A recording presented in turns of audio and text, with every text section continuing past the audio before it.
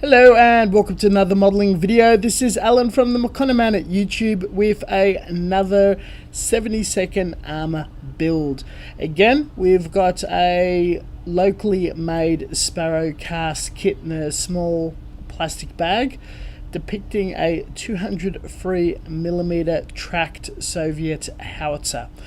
Assumingly it is a older, very strange naval gun mounted on tracks for uses during the Second World War. Experimental piece, only very few made and fielded, used around the siege on St. Petersburg, which at the time was called Leningrad.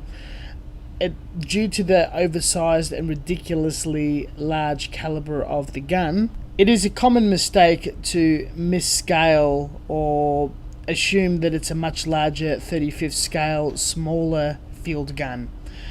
Such an interesting subject, definitely had to go at it once and noticed. Very little reference material out there. There is an existing styrene kit and resin kit that I was advised from some armour groups that is so old, rare and obscure it's near impossible to get your hands on them. This is the true definition of a garage kit, handcrafted, hand cast at home out of a silicon mould, presumably.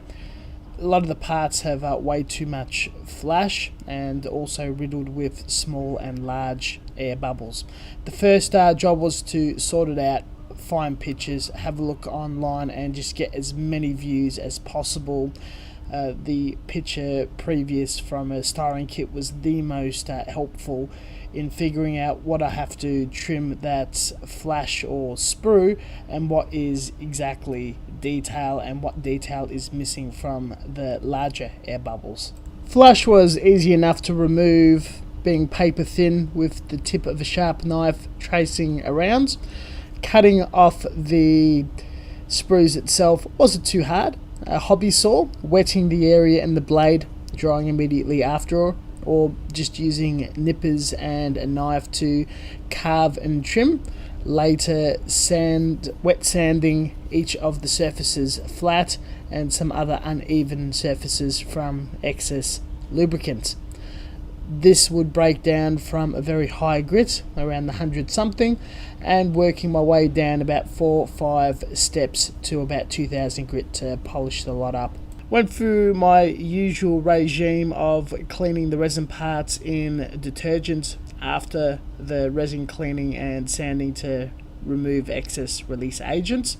Everything was scrubbed thoroughly with a toothbrush in detergent mixed with water, wiped down, rinsed in clean water to get any soap suds or soap residue, and again air drying further.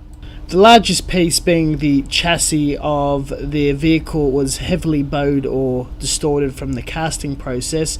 This was an easy fix by soaking it in just boiled water and re-straightening it out on a flat surface. This allowed ample time to dry it and return to room temperature at a flat pace. According to the reference material, the item was eventually assembled and attached through pinning 1.5mm brass rod and drilling holes to stick them in. The tracks were done straight into the chassis and the cannon right on top, posed in an appropriate manner. The next steps involved applying a very thick lacquer primer microfiller out of a can, just some generic brand for automotive application, to look for any missing detail, holes and flaws, which, as you can see, was quite numerous. 3 types of putty were used to rectify this. For the absolute largest deep ones, to go back to a flat surface, 2-part sculpting putty was bogged straight in. Larger areas, resin-based polyester putty. This was a single part one for, again, automotive work. Find it that it latches on and really digs into lacquer quite nicely. After 24 hours you sand back, and for the tiniest micro pit holes, Mr. Dissolved putty. A few rounds of that and polishing it back with the higher grits of sandpaper. Each layer, 3 or 4 processes, reapplied primer, the Mr. Hobby brand, or again the automotive one. Had a look for further mistakes, puttied it up, sanded it again. Did lose some detail, and I did my best to resculpt it back with styrene pieces and sculpting. After every nook and cranny has been sanded and polished with the correct amount of detail to a point where I could barely tolerate working on this any further, I assembled it with super glue where the pins went and smaller detail glued on either earlier or later. With how fragile some of the bits were and figuring out how to put the seats and all the levers together was quite the challenge. Probably not up to scratch. After having the project sitting around for way too long in between sanding sessions, painting was far more quicker. All airbrushed, all with lacquers, Mr. Hobby. The green was done in 3 usual tones to depict gradient lighting of the Russian green or olive drab variety. The Russians, you can be very, very flexible in the way of schemes, and painting details with rust and whatnot being your tank tregs, the rubber for the wheel, and other small details. Touch of weathering out to the cannon nozzle. Once dried, everything received a couple of sludge wash weathering tones, black, followed by a very heavy white for a snow build-up.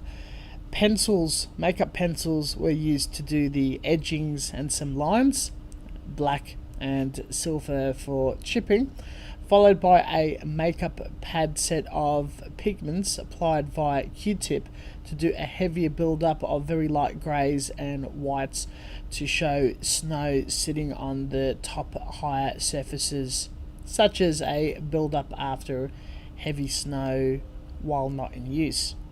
I've played with previous projects with the weathering pencil and doing edges and streaks, though the weathering pigment, this particular configuration, was ideal for testing as well as creating the tutorial for the use of cheaper pads and application. The experiment was absolutely successful and the achievement was very easy to pull off.